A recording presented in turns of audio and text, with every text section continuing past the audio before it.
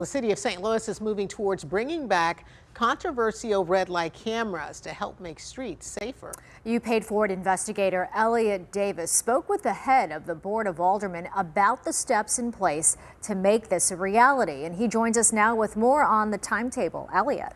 Yeah, Jasmine, certainly it is controversial. The Board of Aldermen has this red light camera legislation. It's on the fast track for passage into law. The cameras take a picture and ultimately a ticket is issued to people who run red lights. But the Supreme Court struck down red light cameras in the city years ago, and many citizens, well, they're dead set against them. Today, the Board of Aldermen president told me she believes it's nearly a done deal.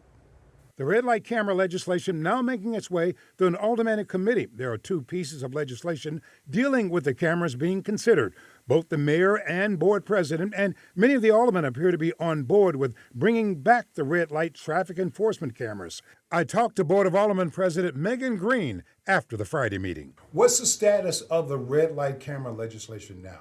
So it had a hearing earlier this week. We took community feedback on it. A committee substitute is being developed at the moment, and we expect it to pass out of committee within the next couple of weeks and through the full Board of Aldermen before this session ends in April. The latest fatal accident in the city was Thursday night. The collision of two cars near Tucker claimed the life of one person. Then a shocking crash where a reckless driver killed a mother and her daughter who were leaving a Drake concert downtown. And in a case that shocked the nation last year when a person driving recklessly crashed into 17-year-old Janae Edmondson.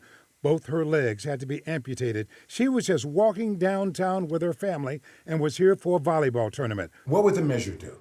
Basically, it would authorize the city to put an RFP out for a vendor who could do automated traffic enforcement. That is not just red light cameras, it's speed cameras, it's potentially cameras that could go at stop signs that folks run on a continual basis. Some citizens I talked to call the red light cameras a bad idea. I just don't think they're a good idea. When we did have them, I don't think it didn't deter people from running those lights. I think it was a waste of money. My first response is no, I don't like it. But then, if I was looking at the numbers and see if it brings, down accidents and safer, then I think it would probably be okay with it. And I think it's a bad idea because the red light cameras are not going to stop these guys and girls from driving these cars erratically. You got to get some laws on the books. A lot of citizens say they don't want it. How do you answer that?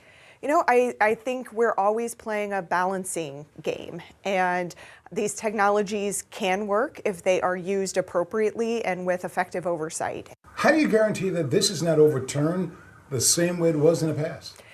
We have looked at the Supreme Court ruling from years ago, have tailored the bill, and will tailor the RFP process to fit within the confines of that ruling. And but at the end of the day, it'll be up to whether a vendor can actually fulfill the constitutional requirements.